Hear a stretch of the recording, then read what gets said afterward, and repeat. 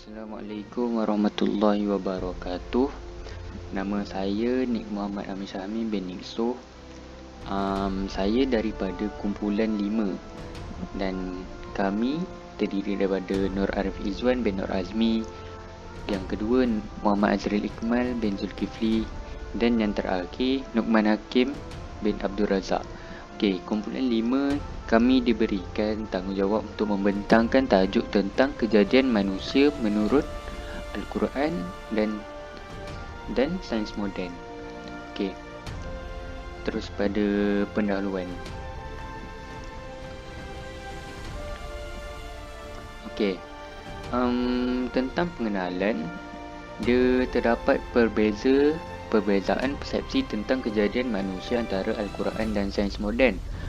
Kita sebagai umat Islam, kita dah tahu yang manusia pertama yang dicipta adalah Nabi Adam.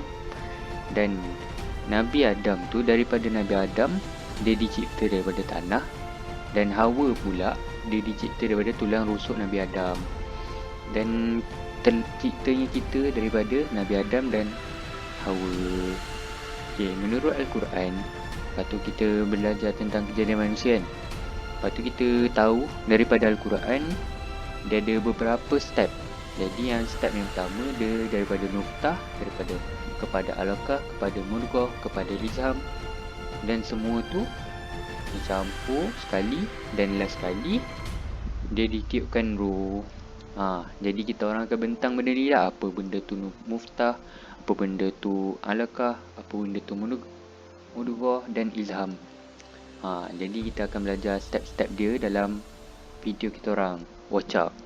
Okey, dan korang boleh baca ayat tu, dan Allah menciptakan kamu dari tanah, semua tu. Jadi dalam persepsi sains moden pula, dia ada 3 tahap tau. Dia ada 3 tahap: pre-embryonic, embryonic dan tahap fetus. Jadi yang ni daripada sains moden lah. Yang ni memang kita, siapa yang belajar biologi memang tahulah kan. Jadi dan dengan 3 step daripada sains moden ni terbentuklah manusia. Jadi sains moden ni dia ada beberapa teori lah. Antara yang korang tahu teori Darwin kan. Teori Darwin dia kata manusia ni berasal daripada orang hutan. Lepas tu ada lagi teori Charles Darwin. Dia kata dia terdapat sebab dia kata teori ni orang hutan dengan manusia macam sama. Tapi ada setengah yang sama. Tak ada. Okay, pasal tu lah. Okay, kita teruskan kepada next slide. Okay, saya akan serahkan kepada Nur Arif Izwan untuk membentangkan proses kejadian Adam alaihi salam. Okay, Assalamualaikum semua. Okay, saya mulakan dengan proses kejadian Adam alaihissalam. Okay, seperti yang kita tahu, Nabi Adam merupakan manusia pertama yang Allah ciptakan daripada tanah yang kering dan dibentuk dengan bentuk yang sebaik-baiknya. Setelah dibentuk dengan sempurna, maka Allah menyiapkan roh kepadanya, maka dia menjadi hidup. Okay, next. Okay, itu firman Allah. Dan sesungguhnya kami telah menciptakan manusia, yakni Adam, dari tanah liat yang kering yang berasal dari tanah kental yang berubah warna dan baunya. Surah Al-Hijj ayat 26. Dan itu menjelaskan lagi bahawa Adam diciptakan dari tanah dan merupakan manusia pertama yang telah diciptakan oleh Allah SWT. Okay, seterusnya proses kejadian Siti Hawa. Okay, kalau Nabi Adam tu manusia pertama yang Allah ciptakan, maka Siti Hawa ni pula merupakan manusia kedua yang diciptakan oleh Allah. Allah menciptakan Siti Hawa untuk dijadikan pasangan hidup kepada Nabi Adam alaihissalam. Hal ini telah ditegaskan oleh Allah di dalam surah Yasin ayat 36 yang bermaksud next. Maha suci Tuhan yang telah menciptakan pasangan-pasangan semuanya, baik dari apa yang ditumbuhkan oleh bumi dan dari diri mereka maupun dari apa yang tidak mereka ketahui. Sesungguhnya juga Allah telah berfirman, hai sekalian manusia, bertakwalah kepada Tuhanmu yang telah menciptakan kamu dari seorang diri, Adam, dan daripadanya Allah menciptakan isterinya, Hawa, dan daripada keduanya Allah memperkembangbiakkan lelaki dan perempuan yang sangat banyak. Surah An-Nisa ayat 1. Siti Hawa juga dianggap sebagai Ummul Bashar, yang maksud ibu kepada segala umat manusia. Okay, next. Okay, seterusnya ialah proses kejadian Bani Adam. Okay, siapa itu Bani Adam? Bani Adam tu kita semualah. Okay. Ciptaan Bani Adam merupakan bukti bagi proses memperkembangbiak manusia yang amat banyak. Menurut Al-Quran dan Hadis, proses itu dilakukan secara berperingkat-peringkat. Setelah sempurna kesemua peringkat dan fasa, barulah ditiupkan roh dan dihidupkan oleh Allah SWT. Okay. Firman tu korang boleh baca sendiri. Okay. Melalui firman tersebut, jelaslah dibuktikan bahawa kejadian manusia itu telah dilakukan secara berfasa-fasa dan berperingkat-peringkat. Okay, next. Okay, fasa pertama, nutfah. Okay, apa itu nutfah? Okay, nutfah tu maksud dia air mani. Okay, kalau menurut Al-Quran pula, nutfah itu bermaksud air yang hina yang disimpan dalam bekas ataupun kantung. Okay. Fasa nutfah ni berlaku semasa minggu pertama atau selepas persenyawaan antara sel gamet lelaki dan sel gamet perempuan. Okay.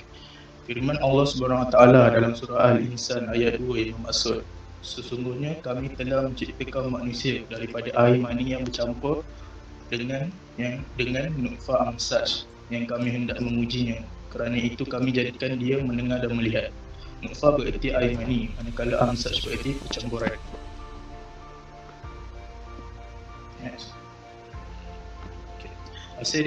Hasil daripada persenyawaan tersebut, maka akan terhasillah zigot.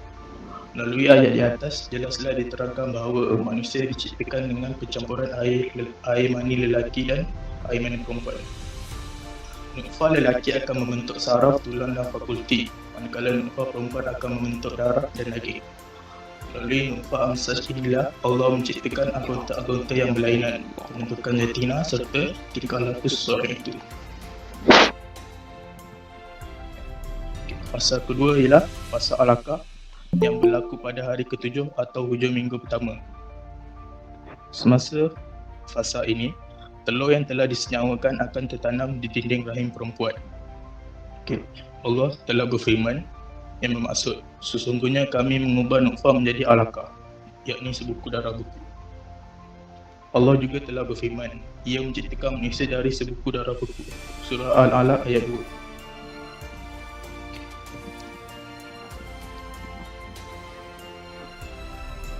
Next.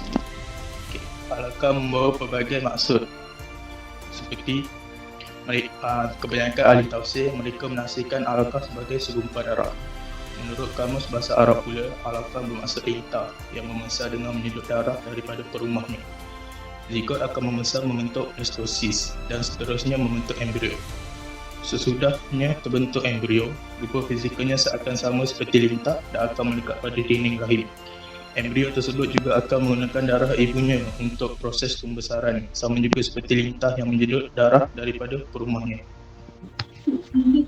Okey, seterusnya fasa ketiga iaitu fasa mudghah.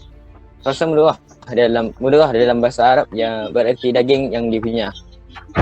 Menurut Profesor Kismo, iaitu Profesor Bahagian Anatomi di Universiti Toronto, ada mentafsirkan bahawa mudghah adalah sesuatu objek yang berbentuk seperti tube substance. Jadi melalui penemuan yang ditemui oleh profesor itu, ia menunjukkan bahawa apa yang ditunjukkan dalam Al-Quran adalah sama dengan penemuan sains moden yang ditemui oleh profesor tersebut. Pada fasa ini, seterusnya, pada fasa ini, saiz embrio berada pada saiz hanya 1 cm sahaja. Sesuai dengan maksud perkataan tersebut, iaitu daging yang boleh dikunyah. Dan pada embrio tersebut juga terdapat kesan seperti gigitan pada embrio. Ia berpunca daripada sel-sel yang dikenali sebagai somites yang menyerupai kesan gigitan. Okey, seterusnya Di situ saya ada sertakan gambar yang telah dibuat menggunakan gula-gula getah gam yang menunjukkan terdapat kesan gigitan pada gam tersebut. Pada peringkat ini, membutuhkan otak, saraf tunjang, telinga, sistem pernafasan dan anggota-anggota lain anggota-anggota lain sudah pun terbentuk. Jantung bayi juga sudah mula berdegup. Okey. Kita pergi ke peringkat yang seterusnya, iaitu peringkat izam dan laham. Izam membawa maksud di dalam bahasa Arab ialah tulang, manakala laham pula bermaksud daging. Proses ini berlaku pada minggu yang ke-5, ke-6 dan ke-7. Pembentukan tulang akan mendahului pembentukan otot pada proses ini. Otot akan membentuk dengan cara membungkus rangka-rangka tulang yang telah siap terbentuk. Ketika proses ini juga akan berlakunya satu pembentukan yang sangat kompleks bagi manusia, dan perut dan usus, seluruh saraf otak dan tulang belakang juga akan mula terbentuk. Okay, seterusnya terbentuk juga perkara yang paling utama bagi manusia, iaitu sistem pernafasan. Seterusnya bahagian fizikal seperti tangan dan juga kaki akan terbentuk.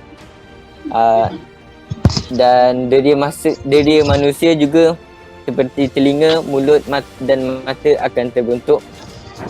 Dan serta terbentuknya organ dalaman manusia seperti pembiakan, kelenjar, hati, buah pinggang, pundi air kencing dan lain-lain. Dengan terbentuknya bahagian-bahagian fizikal dari manusia dan organ dalaman manusia, ini menjadikan embrio tersebut sudah sempurna untuk menjadi janin. Okey, dan proses izam dan laham ni juga adalah proses yang terakhir bagi embrio tersebut sebelum menjadi janin. Okey, dan embrio akan berubah menjadi janin pada proses yang seterusnya. Saya serahkan kepada Iqman. Terima kasih Luqman.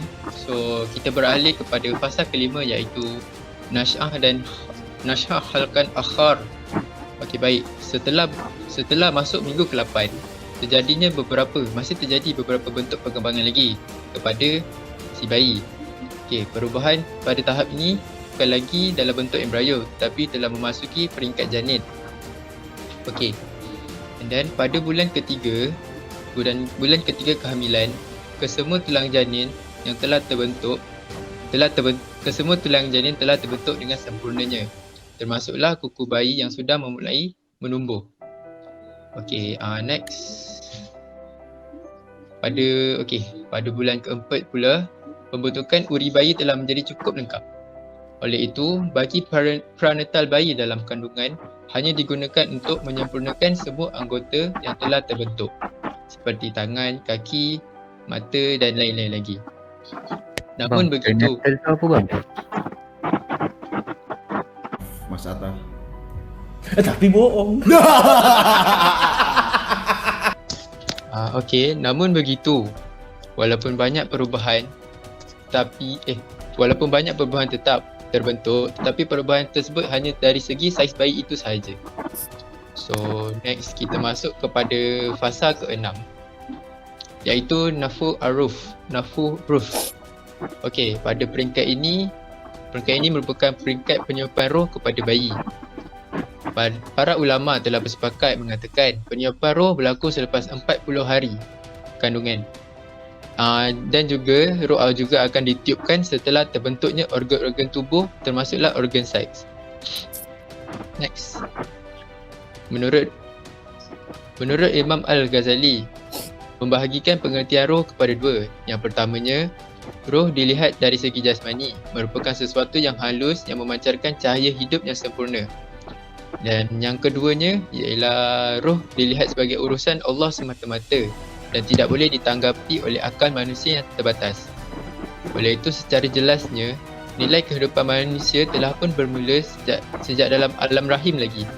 Ketika di alam rahim, perkembangan manusia tidaklah terhad kepada perkembangan fizikal semata-mata, tetapi telah pun mempunyai hubungan dengan Allah SWT. berakhir sudah untuk kejadian manusia menurut Islam, menurut Al-Quran.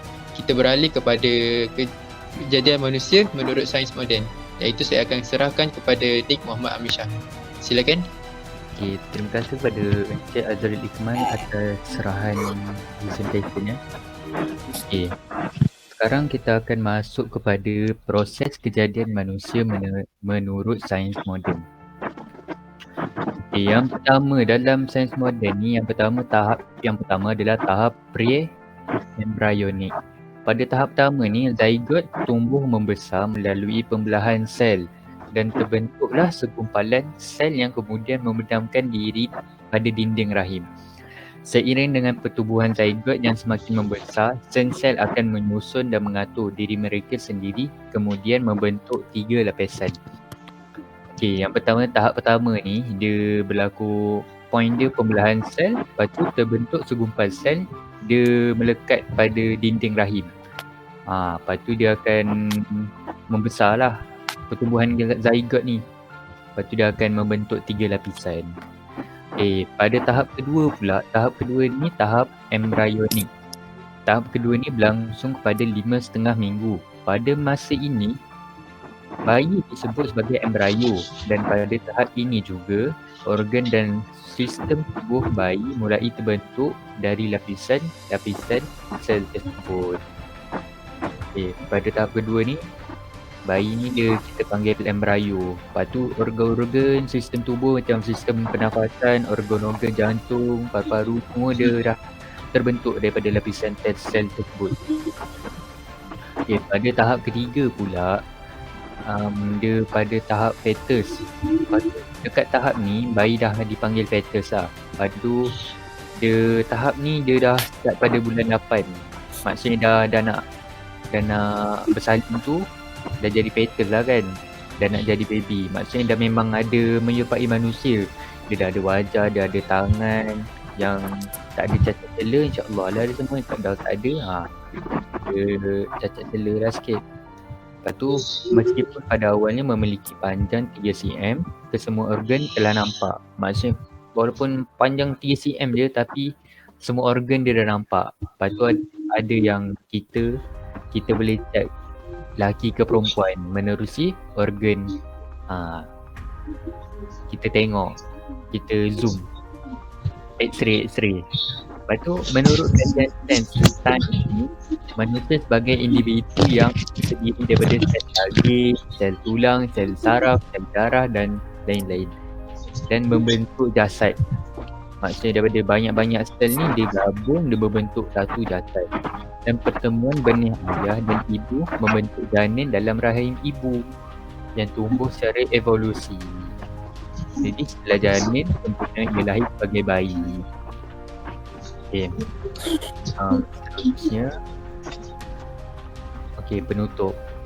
Lepas tu kesimpulannya yang kita dapat ni, dalam perbezaan ni kita tak nampak perbezaan yang ketara lah antara Al-Quran dan sains moden. Kerana dalam Al-Quran dia dah bagi tahu percantuman antara benih dan segumpal darah dan seketul daging dan beberapa bidang dan roh. Lepas tu dalam proses sains juga benda sama juga.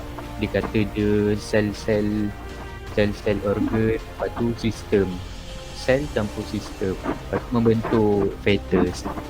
Macam kita ni kan ada satu benda yang kita kena tiup roh, tapi dalam sains moden tak ada tiup roh.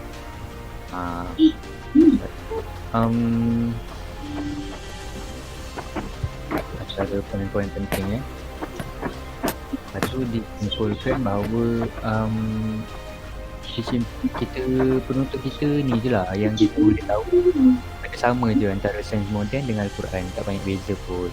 Jadi sekian daripada kami dan juga yang membentang kejadian manusia pada sudut Al-Quran dan sains moden. Wabillahi taufiq wal hidayah. Yang baik datangnya daripada Allah SWT, yang buruk datang daripada kami. Assalamualaikum warahmatullahi wabarakatuh.